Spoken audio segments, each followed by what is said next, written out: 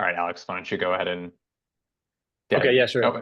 I'll jump in next. I'm in the middle of the screen, so I'll just pass it that way. Yeah, my name is Alex Delhagen. I'm the Assistant Trail Director for the Northern Forest Canoe Trail. We manage a 740-mile paddling trail across the Northeast, and I've been working on a lot of adaptive assessments for our water trails. So I'll be talking about those specifically today. Now I'll pass it to Russ. Thanks, Alex. Is my audio better, guys? Great. My name is Russ Hirschler. I'm the Executive Director of the Upper Valley Trails Alliance. We're a regional organization that's headquartered over in the Connecticut River Valley in Vermont, New Hampshire. But our role within the Trail Accessibility Hub is really looking at hiking or pedestrian trails and ways that you can build new or upgrade existing trails to wheelchair accessible standards. And I'll be chatting about that very shortly.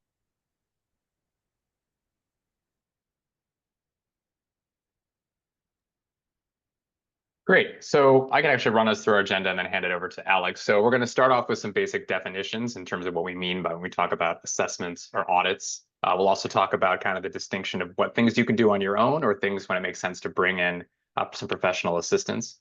We'll talk about how to prepare for an assessment and ensure you're getting the most out of the visit if you do indeed either enlist one of our organizations or another professional to come and conduct an assessment. Then Alex is going to take the reins and talk through the details of what water trail assessments look like. Russ is going to go deep dive on the pedestrian assessments that he noted for sort of wheelchair standards. And then I'll take the reins and talk about our adaptive mountain bike assessments. We'll then kind of just wrap up in terms of what it looks like, what happens after an assessment, what next, and share some of the tools and resources available to folks that are interested in pursuing those on our own. And then we will be saving a chunk of time at the end for Q&A because we hope folks will have questions or thoughts or comments. So as Sharon noted, please drop those in the chat as we go along, and we'll have a decent chunk of time at the end to address those. So without further ado, I will hand it over to Alex to jump in onto, no, actually, sorry, we're starting with definitions. This is Russ. I think it's you. I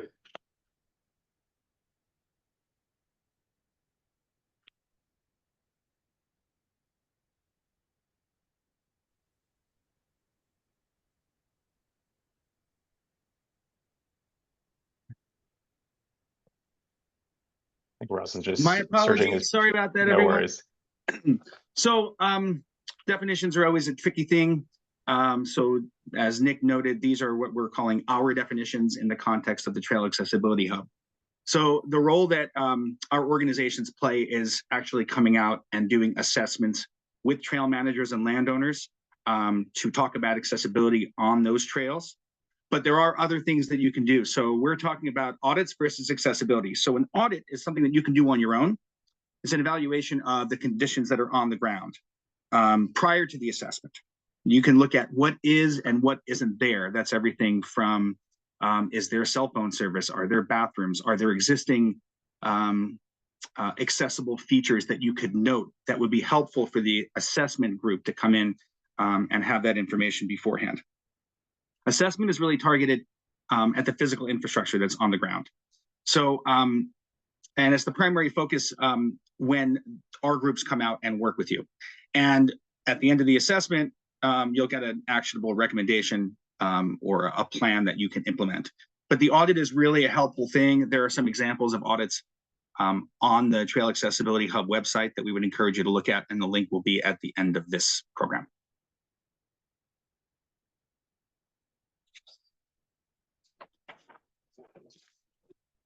So why would you want an assessment? When and why to bring in a professional? So you can see here, if you are interested in looking at accessible wheelchair trails, water access trails, or adaptive mountain bike trails to accessibility standards in your network, but don't know if it can be done, that's the time to bring in a professional trail builder or professional assessor. Professional trail builders really provide the expertise to look at the on-the-ground infrastructure that I mentioned before and see what can be done to bring it up to those accessible standards. And as Nick, Alex, and I go through our different portions, you'll see sort of there's slight differentiation between the three different kinds of assessments. We also, as professionals, have the tools and the equipment needed to perform those assessments. That could be sort of technical measuring tools, or it could be the actual gear or equipment that the users will be using on those trails to see if it will actually work. As groups that help build and maintain trails in addition to doing assessments. We really have the experience in planning and building, and can really give a true answer if it's feasible to build those accessible trails or to upgrade to accessible standards. And also, as organizations that work within tight budgets like many of yours, we really understand the need to have a realistic and comprehensive budget so that you can do planning in the future. So that's when you'd call us. So if you're thinking about one of these assessments at the end of this webinar, the audit's a great place to start. Assess what you have on the ground already, and then come to us and we'll see if we can help you with a full assessment on your trail network.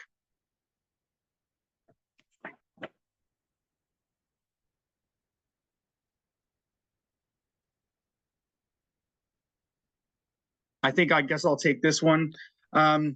So again, you're going to get a lot of information from us moving forward within this presentation.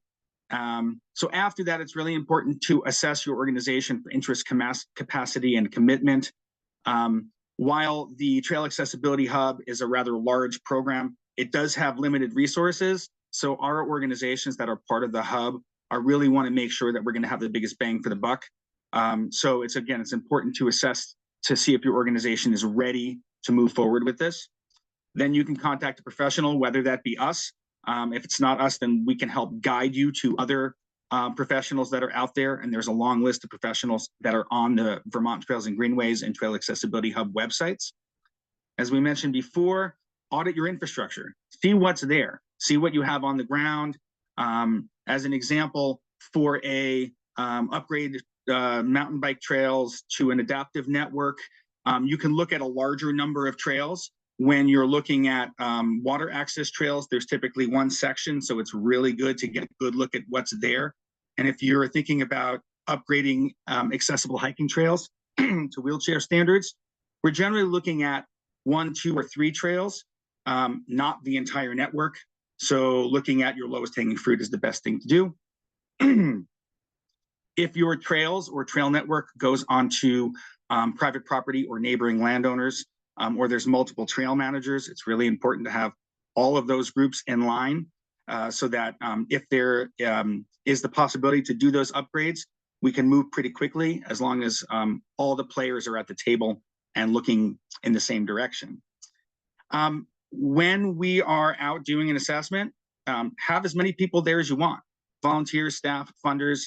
Ideally, those trail users who may have accessibility needs, you may want them there as well. And then having more people there allows our organizations to give you essentially a better assessment because we know the limitations that you may be up against, so we can include those factors within the final assessment. And then show up, especially on a day like today, if we were doing an assessment, we'd all be quite happy. Show up and get ready to learn about accessible trails.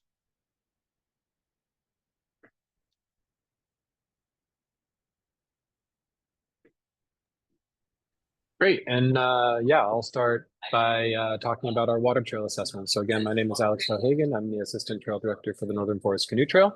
And I've been working over the past year on water trail assessments specifically. So water trail accessibility is something that's become really important to our organization recently.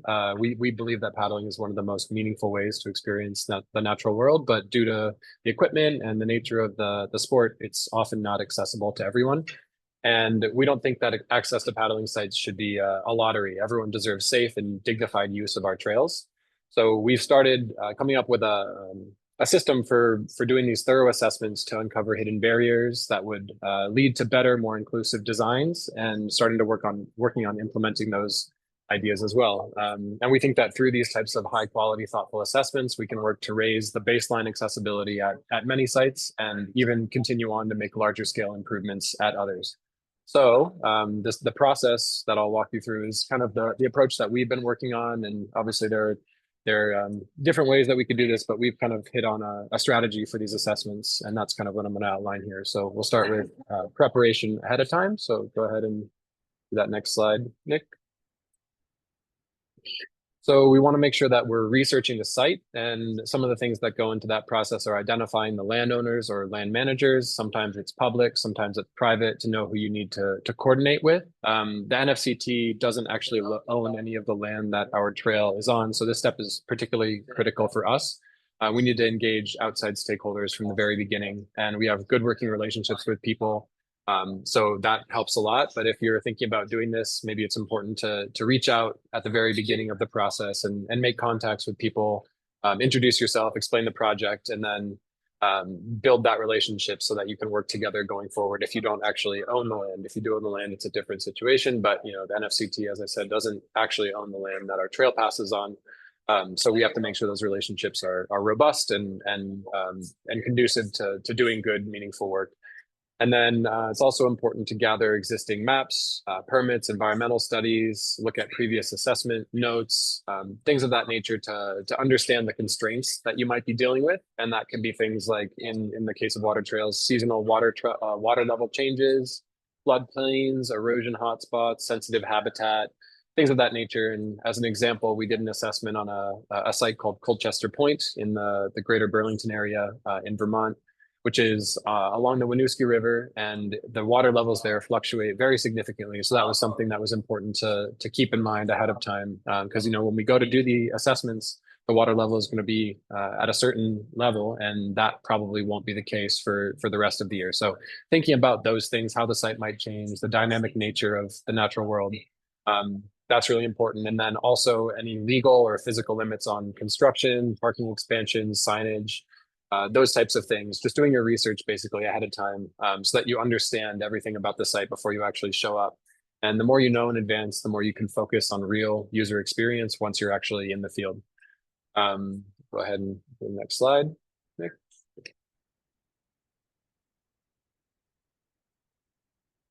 So building an inclusive assessment team is also really critical as well. We want to incorporate as many diverse perspectives as we can into the process of the assessment.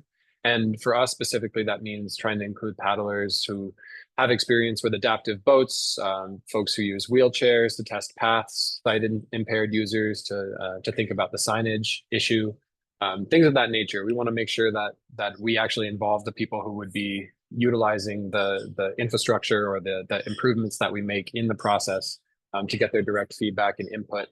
And it's also super important to try to define our roles and responsibilities throughout the assessment. So that means assigning a note taker, a lead for photography or geotagging, someone who's doing the measurements, and others to kind of like manage the flow of people and how the site assessment is moving, so we don't get super spread out and we can keep sharing our thoughts together. And this really matters because different abilities, different perspectives tend to catch different issues. What looks normal to you may actually be a barrier to someone else. And so incorporating those diverse perspectives is the best way to capture the overarching view of a site and the particular challenges or benefits that it might pose. To go on to the next slide, Nick. And throughout the process of the assessment, we're always collecting data. That's super important too. And we want to make sure that we have tools and resources that are equipped to allow us to capture this data. And there are a lot of different resources available from other organizations and government agencies. So we want to utilize these tools to make our job a little bit easier, but also adapt them to our assessment specifically, in the case of water assessments. So these can be quantitative tools, things like a checklist that has slope thresholds, minimum widths, surface type codes, things like that. Can also be apps or paper forms to record distances, angles, turning radii, things like that. And then we also have qualitative insights. So for example, structured prompts that capture user impressions, what felt difficult, what felt easy and intuitive. And then voice memos, photos with captions, even quick little video clips, things of that nature that allow us to capture, a more holistic approach to the site assessment instead of just the data. And then it's super important to bring the relevant equipment to collect the hard data that we need. That could be a clinometer, measuring tape, and then actually the boats and the paddling gear.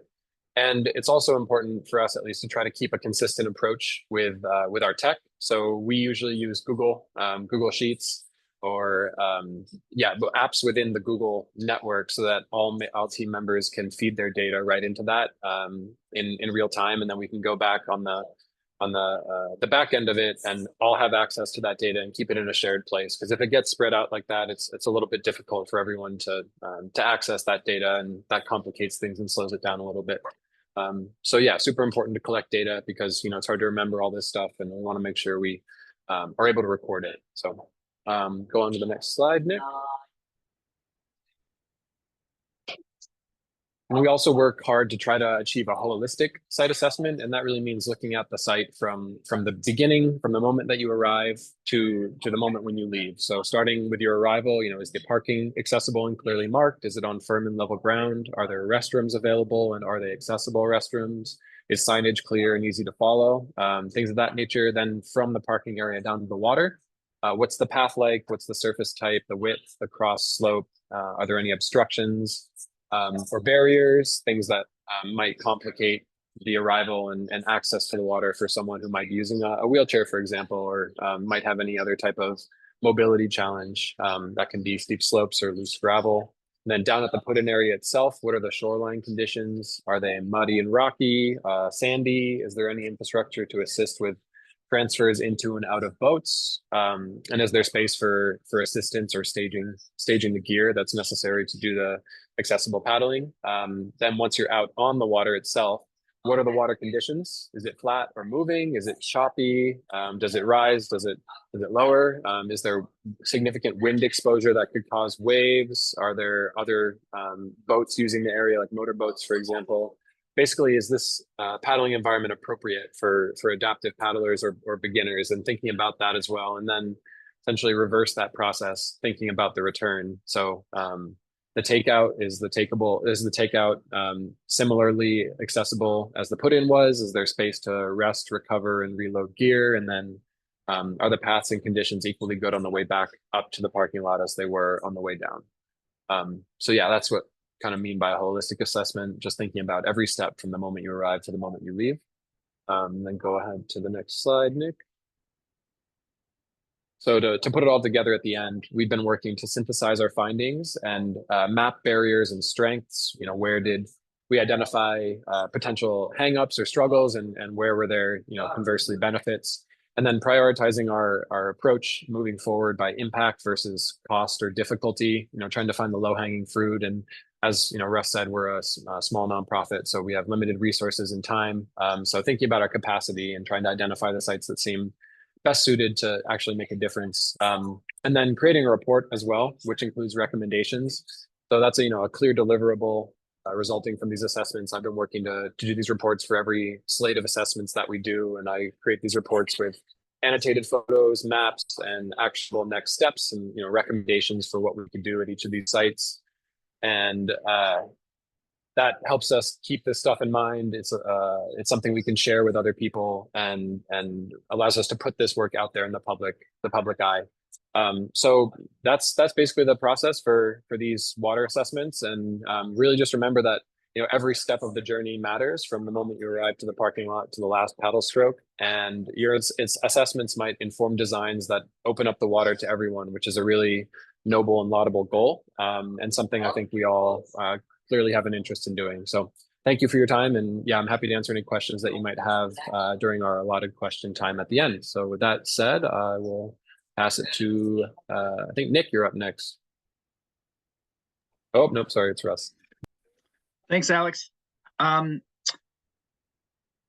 You'll notice that there's going to be some overlap amongst the three different kinds of assessments that we're talking about, but then there's also nuance within each one. So I hope that comes across. And then any questions you may have for each of us, we can dive deeper into that. So again, with the Upper Valley Trails Alliance, we're a regional nonprofit organization. We've been around for over 25 years. And as an alliance organization, our main goal is to work in partnership with and in support of trails and recreation groups across our active region in Vermont, New Hampshire, and then under this trail accessibility hub across the state of Vermont. Our mission is to advocate for the maintenance, use, and development of trails. We work in three primary ways. We develop trails, we connect people to trails, and we advocate for those trails. The organization, Upper Valley Trails Alliance, we've been designing and building accessible walking or hiking trails for the last almost 15 years. And through the Trail Accessibility Hub, interested parties that go through some of that preliminary work can contact us. There's an assessment interest form on the website, and we can come out and we could talk to you about what it takes to build one of these accessible trails. We then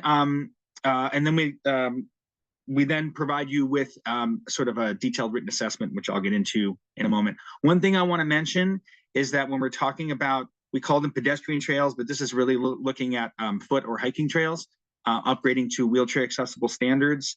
They generally are more technically difficult to pull off, and they're quite cost intensive. So that's why when we're looking at these kinds of pedestrian assessments, we're generally trying to keep the distances shorter because it allows for a higher chance of implementation. Next slide, please. So what is an assessment of a pedestrian trail or a foot trail? An assessment at its most simple is a site visit to view the real on-the-ground conditions to determine whether an existing trail can be upgraded or a new trail can be built to accessible standards. That's really what we're talking about. We're looking at the ground and we're seeing, can we use the existing slopes, or can we manipulate the landscape either by moving dirt or by adding dirt, rock, and soil to be able to get those grades to the requirements that are stated in the guidelines. Next slide, please.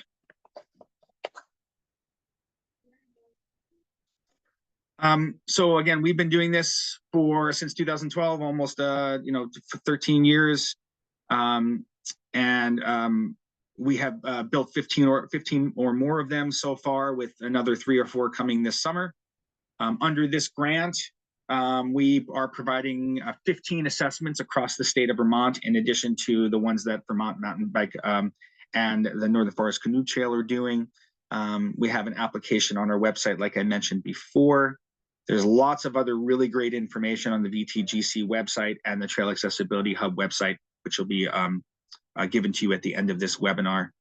And as I mentioned before, as a nonprofit organization that is doing this work, not just under the Trail Accessibility Hub, but in our own region. And when we're building trails with other nonprofits or municipalities, we understand the issues that trail groups and organizations across the state of Vermont are facing. So that's one of the reasons why working with our groups can be really beneficial, because we understand what it's like to be the little guy with limited resources. Next slide, please. So you go to the website, you fill out the interest form, then we internally review that for readiness. It doesn't mean that if you're not ready to do this kind of trail, we won't do an assessment, but we're trying to make sure that our limited resources are spread across groups and trails that can be groups that are ready to do this, and trails that can be most easily implemented. We'll do a preliminary phone call or a Zoom call where we'll talk about the goals, ideally looking at maps and photos online, and then we schedule a site visit. I come out with my team of staff. We meet with the trail manager and any other interested parties. We'll take as many people who want to go for a walk in the woods and think about trail accessibility. Typically, we schedule a day. It's not a full day usually, but transportation, time to get there, do the field assessment, take photos, develop a map. And oftentimes when we're doing this, we're assessing every 20 to 30 feet for grades. So if you're talking about a mile of trail and you break that up into 30-foot segments, it can take a little bit of time. And then at the end, like I said, we provide a comprehensive assessment. Basically, it's a plan for trail development and trail development and implementation. Next slide, please. You can see some of these tools are pretty rudimentary, wherein we're talking, and when we're coming out and meeting you in the field, we'll literally bring a tape measure. We'll bring a level that we put on the ground to measure different sections of the trail. We do use the center tool. It's a laser level. It's sort of a more simplified version of surveying equipment that you may see folks on the side of a road who are laying out new road projects use. But it's a great way to assess those grades over greater distances. Next slide, please. When we're talking about accessible trails, there's generally two resources that we look at. We look at the Access Board Guidelines for Recreation Trails.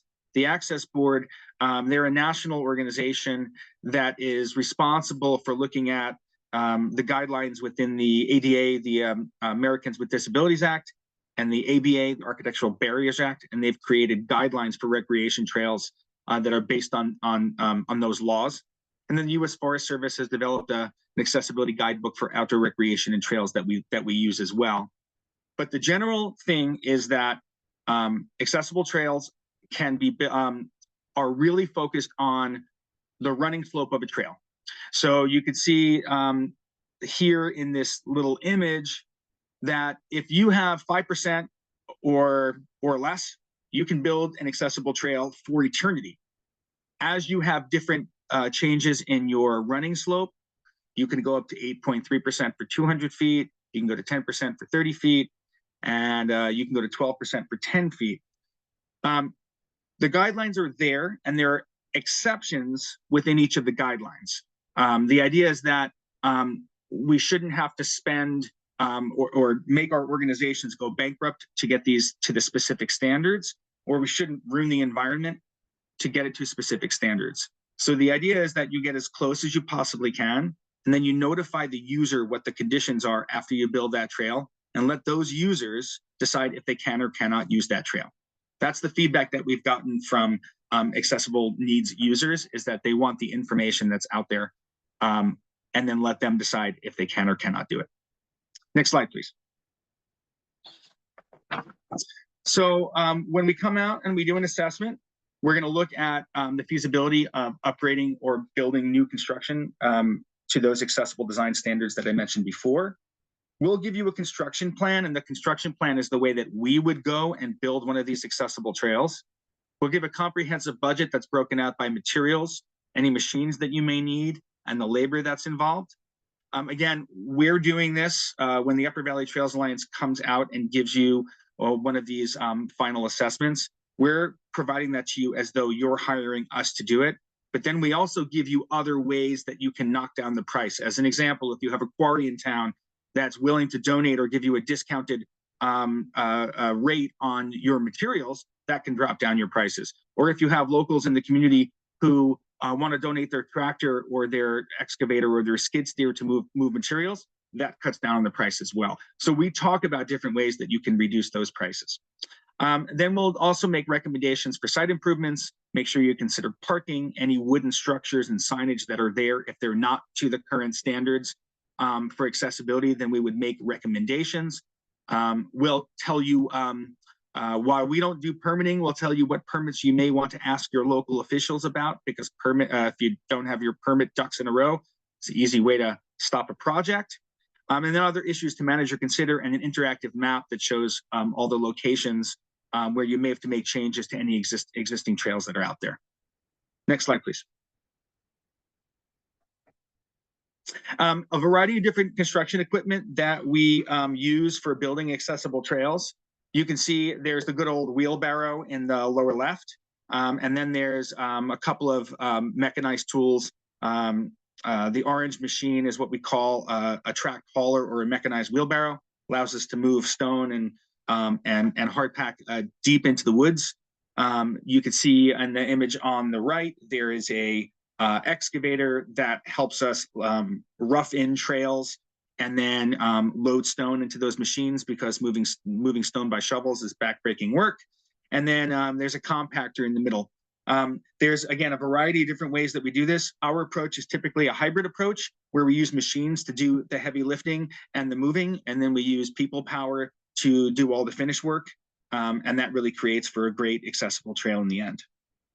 Next slide, please. I'm going to go over two quick success stories and how we got to them. Norwich Nature Area, Norwich, Vermont. It's a very complex ownership. It's owned by the town, managed by a committee, and conserved by a local land trust. We were approached by the school district, who has a cooperative use agreement with the town, to develop and install a 1/3 mile wheelchair accessible loop right adjacent to the school, so that kids can access the outdoor classrooms. we'll often say we should phase in projects, and that's a great way to keep costs down and show success on the ground. So this was done over a 2-year period, and now all students in the school have access to all of the outdoor classrooms that they use on an annual basis. Next slide, please. One more success story. This takes place just across the Connecticut River in Lyme, New Hampshire. There is a wildlife preserve that's owned by the town, managed by the Conservation Commission within town, and it's adjacent to beach and ball fields that's managed by the Town Recreation Commission. So again, 3 different entities all working together.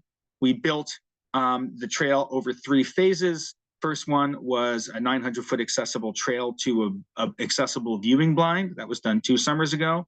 Last summer, we extended the trail over a local brook and a 40-foot accessible trail that we built with ramps. That was done last summer. And this summer, we were just approved for the final phase, which will get us from the town wildlife sanctuary over to the town beach and ball fields to make for a really seamless way to get to these 2 treasures in the community. It was funded by local foundation and town funds, and it's one of only 2 accessible trails in that town.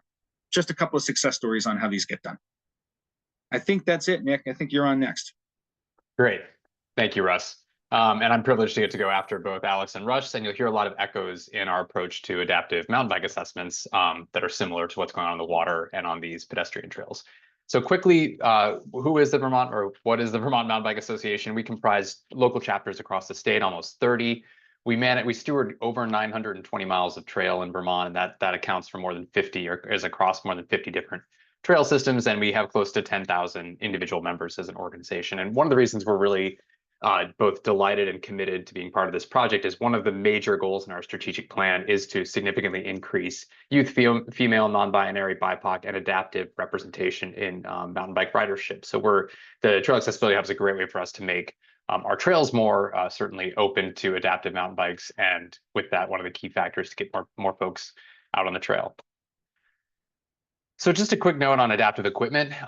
Then I'm not going to talk about each of these individually, but there are a lot of different kinds of adaptive bikes. They typically feature 3 or 4 wheels, and that means they have, in many cases, different wheelbases, different widths. So there's not one standard for an adaptive bike, and that's why it's super important, as we'll talk about, to get a multitude of users out on the field and participate in these assessments to actually see how the equipment behaves. So just a note there in terms of what are we talking about when we mean adaptive bikes. And one other comment here is that it's really worth noting that these bikes, in many cases, they behave as mountain bikes, or there were people use them in similar use cases as mountain bike, but in many cases, they're also the equipment folks use for hiking. This is how people access the outdoors or access points that would be challenging for them to get to in a conventional wheelchair or other device. So just wanted to give folks a sense of the type of equipment we're talking about.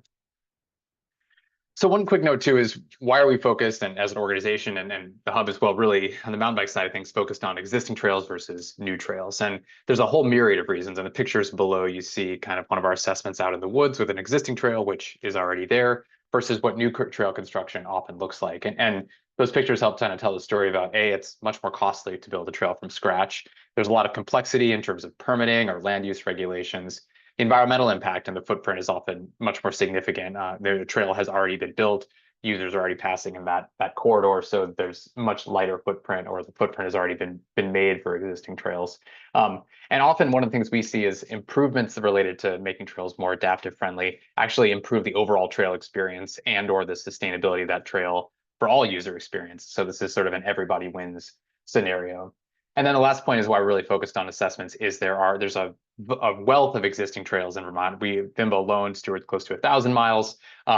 We really believe there's an opportunity to really make as many of those miles adaptive friendly as possible. Not necessarily before we build new trail, there's certainly need for new experiences, but at least prioritizing that in terms of low hanging fruit.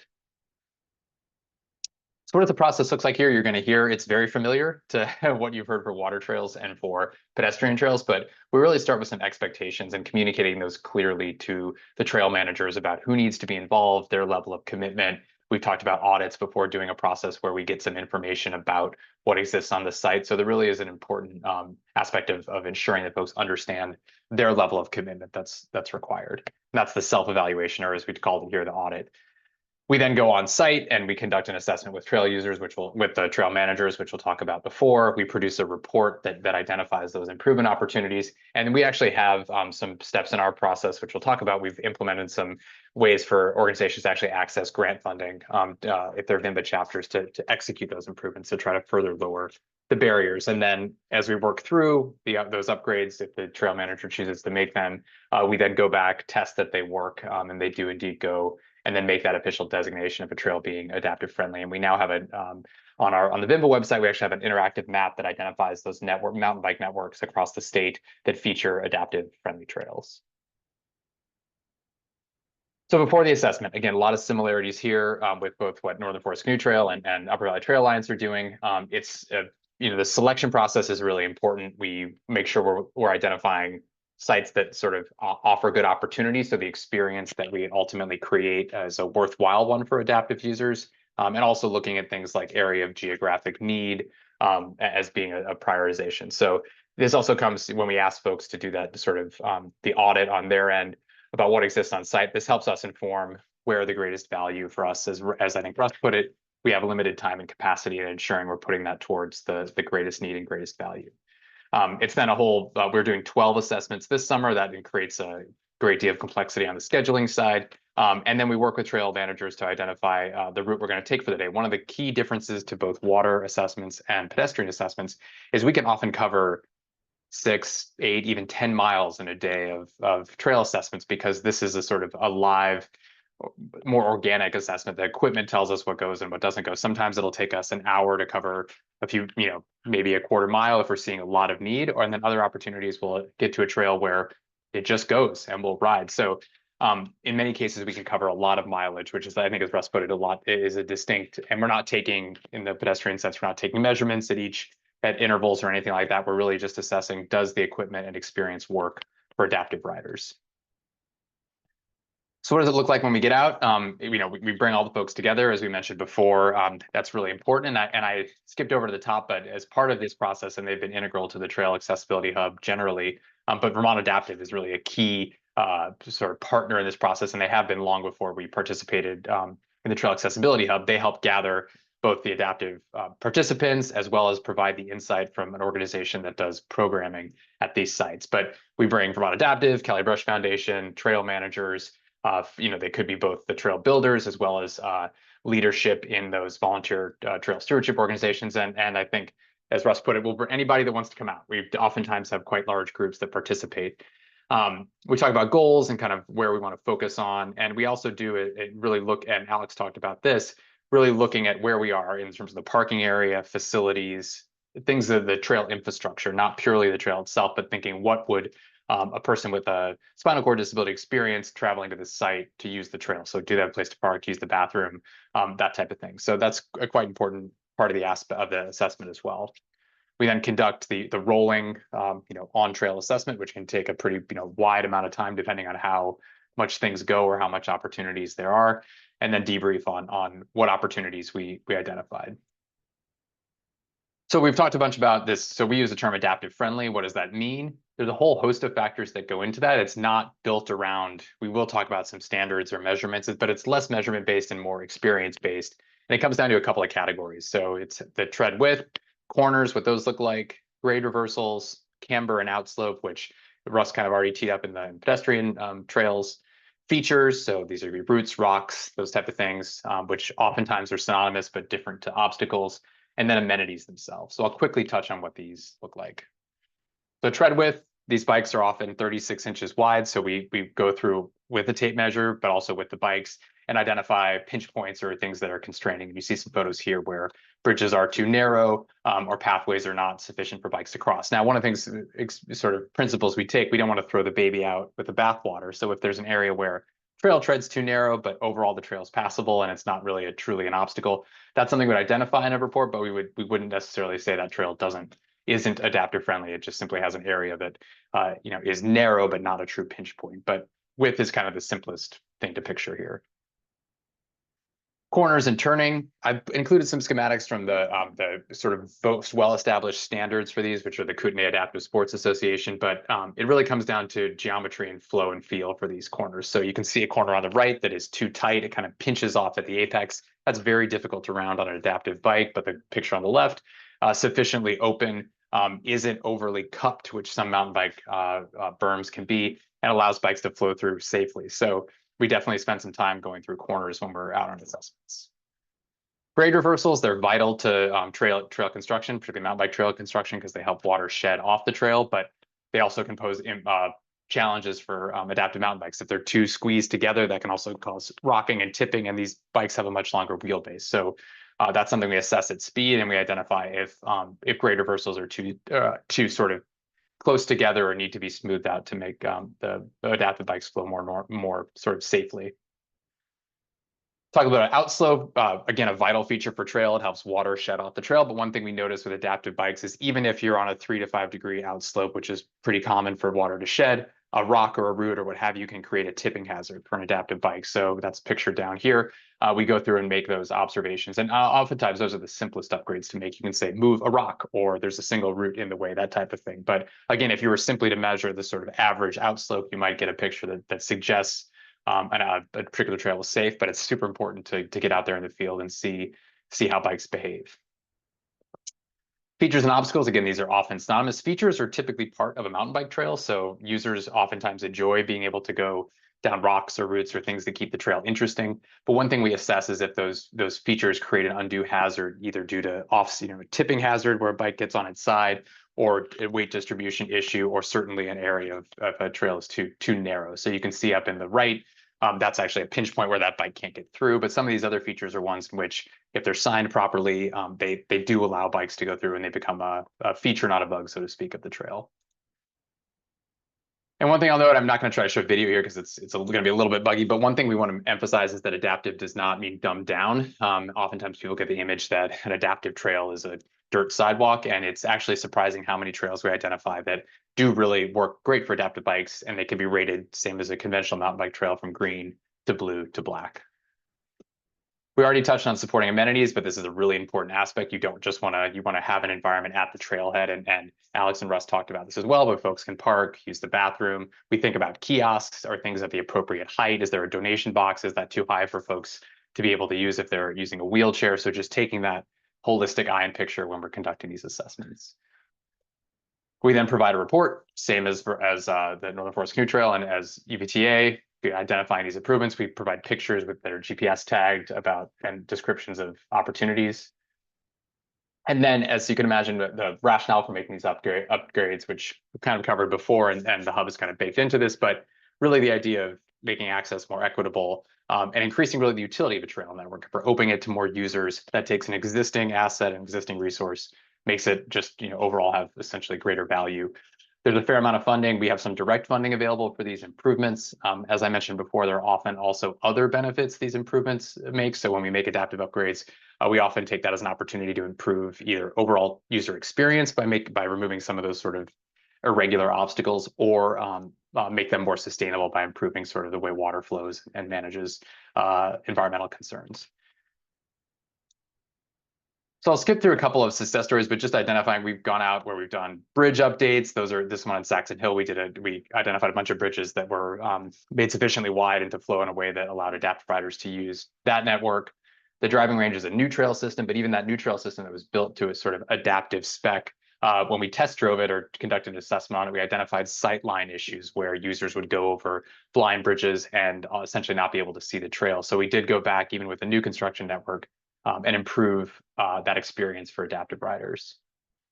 And then Saskatoon 6, this is an area where we went and conducted an assessment, identified, and again, this was a number of narrow bridges, relatively quick fix. Within a few weeks of our assessment, Vermont Adaptive was actually able to go back there and conduct programming. So it was a really neat opportunity of going to a site that none of us had really ever ridden before, and within a relatively short period of time, being able to bring back adaptive users and use this as an area to teach folks how to ride adaptive mountain bikes. And that's really kind of where one of the main focus here, and I'll bring it back to Vermont Adaptive before wrapping up my end of things. It's really vital that the programming side of it's really important here. And so one of the things we're really excited about is as we go through and declare these sites adaptive friendly or identify trails or upgrade opportunities and implement them that make trails go. Vermont Adaptive is often coming right behind, and they make that a site for their programming, and the Cali Brush Foundation too. They now have camps here in Vermont. So ultimately, there's one thing to make trail infrastructure adaptive friendly or use it more accessible, but then this is a really neat example of then actually the organizations bringing users out and further reducing that barrier. So just really extremely grateful to be partnering with organizations like Vermont Adaptive and Cali Brush Foundation as part of this work. And I think that's it for me. And I think this might be Alex. Is it on your end? Yeah. Yeah, back to me. And, as Nick said, I feel very privileged to be presenting with Russ and Nick. Being a part of this collective is a super cool and rewarding experience. And I think we're all working together in a really nice way. So yeah, thank you, Russ and Nick. So just talking about after the assessments, thinking about what's next. The main thing is starting to try to implement our recommendations. And a big part of that is developing site and infrastructure plans. And those can take different forms. Maybe it's a more informal thing if you're working on land that you own, if your organization owns it. Maybe you have to do a more formal process, like in our case, the NFCT, for example, we're working with land managers and our partners.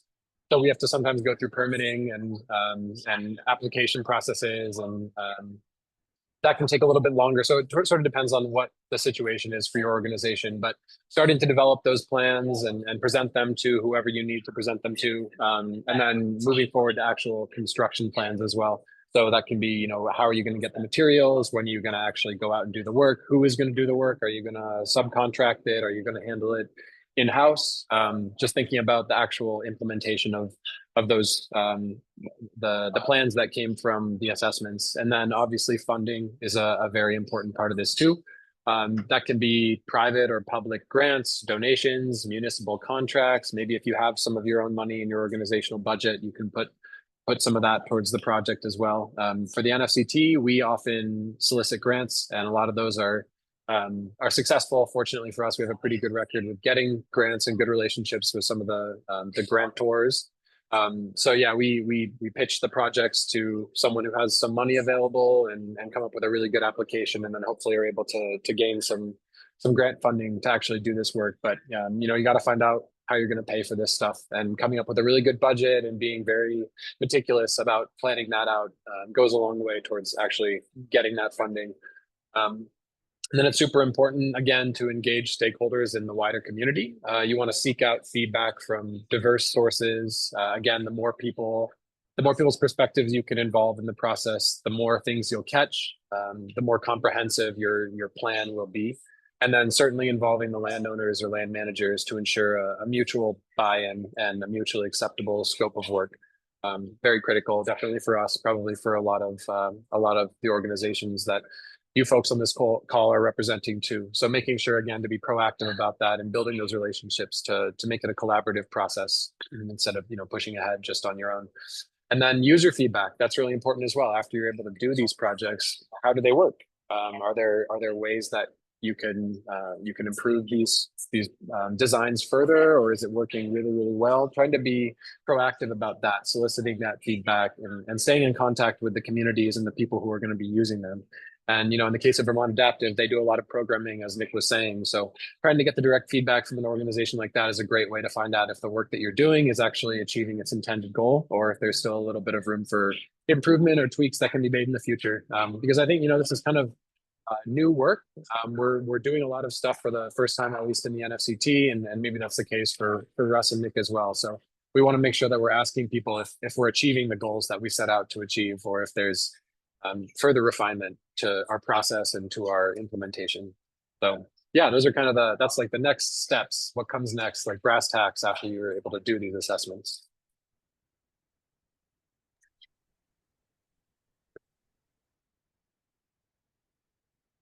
Oh, hold on. Sorry. Great. I think we're going to jump, or maybe we should actually touch on resources first before we go to Q&A. But Cheryl will be sending out the resources to participants here, and they're available on our website too, but wanted to highlight some of the things that we touched on throughout the talk in terms of both general resources about our application and process, resources for water trails, pedestrian trails, and adaptive mountain bike trails too. So they'll all be linked directly through this presentation, but all these materials are also available through Trail Accessibility Hub website. And with that, do we want to switch over to a little bit of Q&A, and then we have a video we'd like to close out with too if we end up ending up being able to tackle all of the questions. Sounds perfect. It looks like we have a couple that came through the chat, and I can take the first one. There's a question about whether we currently have a certification process in place to for organizations and trail builders to become an official trail assessor for VTGC. At this point, with this set of funding, we went into this project applying for a VOREC grant, knowing that the 18 months that we had, we were not going to be able to check all the boxes. And while that is a need that, or it might be a need that we identify, it's not something that we have in place right now. The folks that are doing the assessments, with the pot of money that we have, the 50 assessments are what's happening this year. However, we are putting together a set of recommendations and a sustainability model for how to continue after funding ends in December, and that may be something that we recommend in the future. If anyone wants to add anything on that front from the partners, feel free to hop in.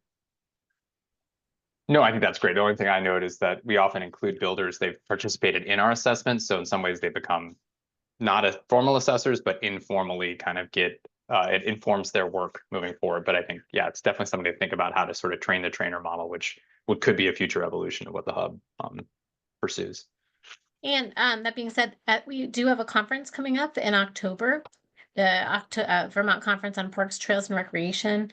And the second day, October 9th of the event, is a good chunk of the workshops are geared towards accessibility. And that will be a great time to come and level up on a lot of different things related to accessibility. So I hope that answers that question. There was a question about VAST. Nick, did you want to take that one?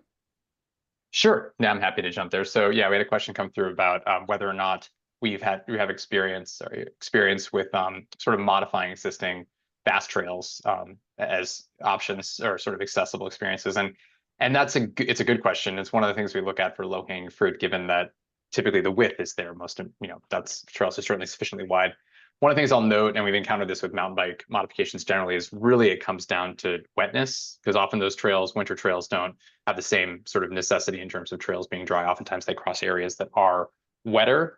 So upside is the width, the corridor has been established. Challenge is whether or not water management is sufficient there, and oftentimes that can be quite costly to go in and retrofit those trails with additional either culverts or bridges or other mechanisms to efficiently keep the trail tread dry. So it is something we look at every time we go to a network, because naturally we think if there's a VAST trail, particularly if it's already being used for mountain bikes, that almost always rises to the top as something we'll consider for retrofit or for either designation or improvements as needed.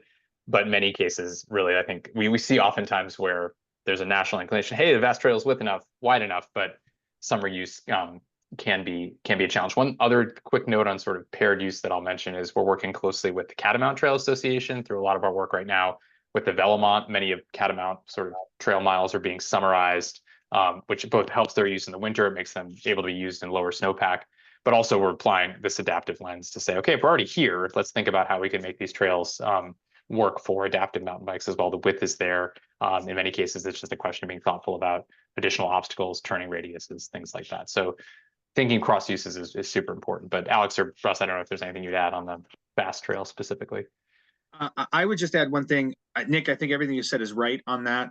A lot of the VAST agreements are very specific to that landowner who is allowing VAST to build those trails, or use those trails. So I think it's really important to make sure that you check in with the local VAST chapter to make sure that any agreements that they have with those landowners that allow the VAST trail to go would also sync with whatever kind of summer activities that whoever posted the question mentioned.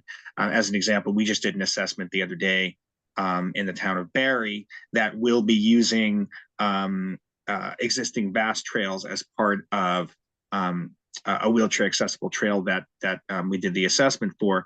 In that particular case, the town of Barrie is the landowner, so they're the ones that give vast permission. So it's an easy one. But sometimes those relationships can get complicated, and it's a lot of good due diligence just to make sure that those agreements are considered before doing any kind of trail development.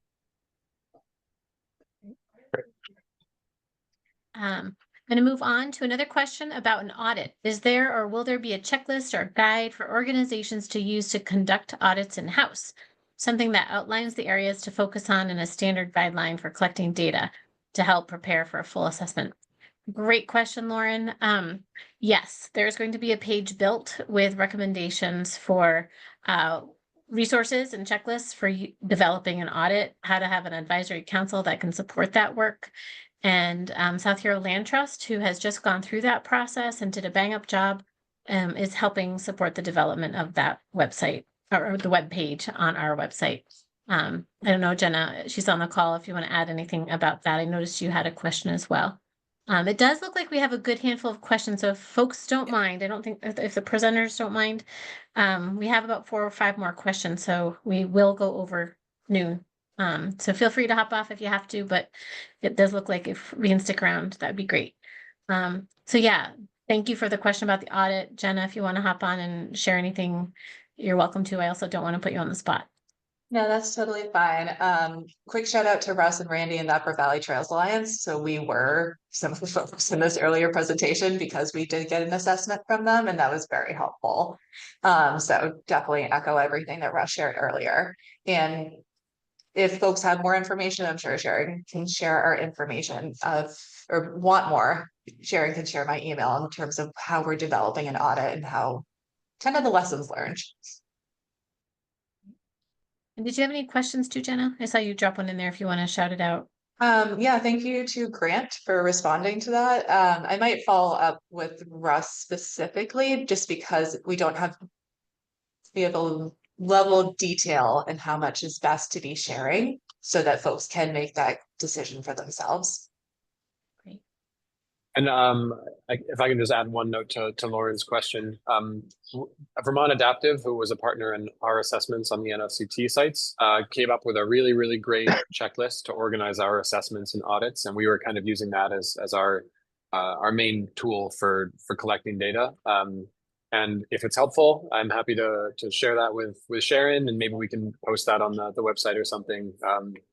Because it was a really good way to think about all the different aspects for this assessment. And, you know, it was focused on water trails, but I think all the principles would apply to mountain bike trails or pedestrian trails as well. There just might be some extraneous details in there for water trails. So yeah, if that would be helpful, then I'm happy to try to make that available to anyone who might be interested in seeing it. Any other questions? I'm going to just look for raised hands or anything else that's dropping into the chat. All right, I don't see anything here. But yeah, feel free to reach out anytime with questions that you might have, ideas that you might have. If you know of an accessible trail or you have one that you would like to have assessed, the application form, I've sent the link for that. I will be sending a follow-up with a recording of this video as well as additional information. If you'd like to stick around, I believe Nick has a video to share that is about the hub and why assessments are so helpful. But thank you to our presenters. If you'd like to add anything in closing, I really appreciate all of you taking time to participate, and thank you the presenters for all of your work that you've been doing. And here is our video. In Vermont, if you are someone who loves the outdoors, there are thousands of miles for you to explore if you're someone who is able-bodied. And it can be really difficult for some people who need special equipment and types of trails to do that. The goal is just getting people, organizations, all the entities that are out there to think, how do I make any opportunity accessible to all users?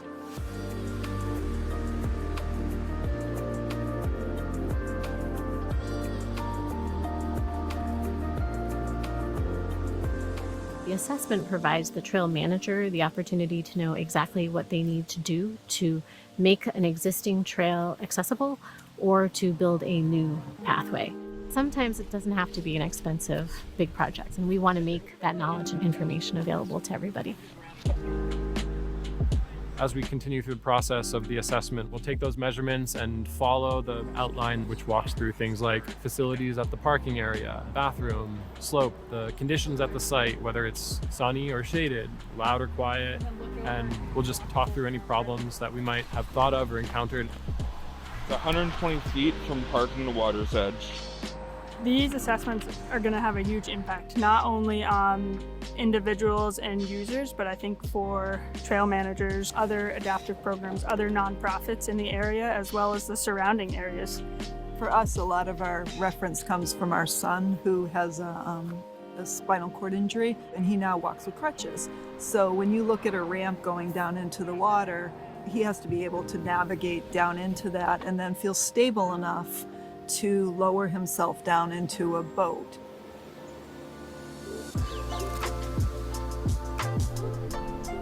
We are on the bobolink farm and standing on the trail next to the bridge that we built last summer. We're here because we want to make this trail be more accessible to more people. What did you do for maintenance over here? It looks like it's the same height. When you're talking about assessments, you're really simply looking at the slopes and grades of the landscape. Can you get it flat enough so that anyone can use it safely? On average, you want your trails to be 5%. That's about 1 foot over 20 feet. 42 at 3.8. 42 feet at 3.8%. Today is actually a relatively simple day. We have a little bit of flexibility to be able to snake or weave the trail into the landscape the way that we want it. I'm sure every trail has a special situation, but ours is accommodating the needs of a farmer who grazes sheep on this part of this property. We have a beautiful spot for the trail to end up, and it seems that it is definitely doable. So that was exciting. There are certain challenges to trails like this. I mean, Vermont is a very steep and rugged terrain, and a lot of the trails might have been built years ago with different mindset. And mountain biking has evolved over the years, and equipment has evolved. The assessment that we do is essentially from the trailhead throughout the whole trails back to the car. We're really looking at the whole picture to make sure that an adaptive rider can have every piece of their journey throughout the woods kind of figured out. High fall risk with steep cutoff, consider reroute or building out rock armored wall. 4 main keys are really going to be trail width. It's going to be off camber, how steep the trail is itself, how wide bridges are, can you fit over them, and also just the variety of obstacles, right, that we can't actually physically go around.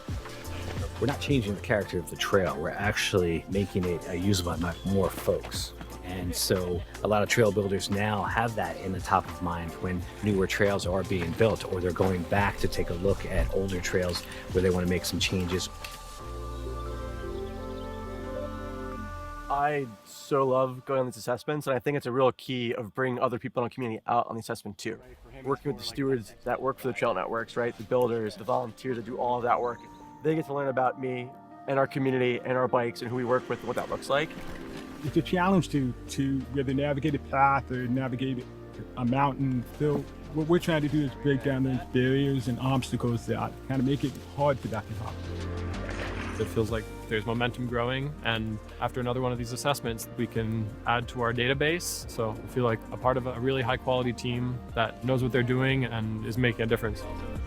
We are here to support any trail entity, any individual that's looking to make accessible trails happen in their communities. Working together with all of these partners to create these assessments and put them on paper, we're just leveling the playing field and making it fair for everyone to have an awesome experience in Vermont outdoors.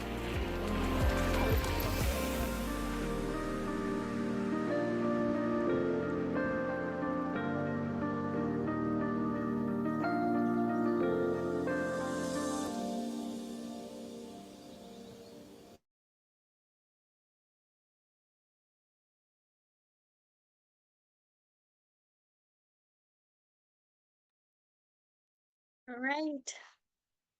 Are there any tears out there? Well, thank you, Thanks. everybody. Thanks, Really everyone, for appreciate you. joining. Have a great day. We hope to see you on the trail.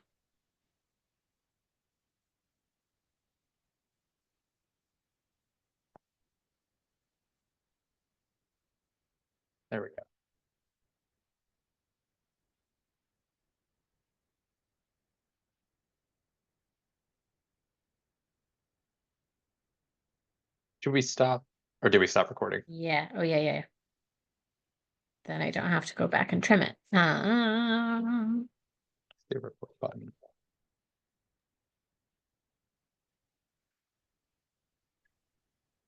Well, the video worked well. In the end, yeah.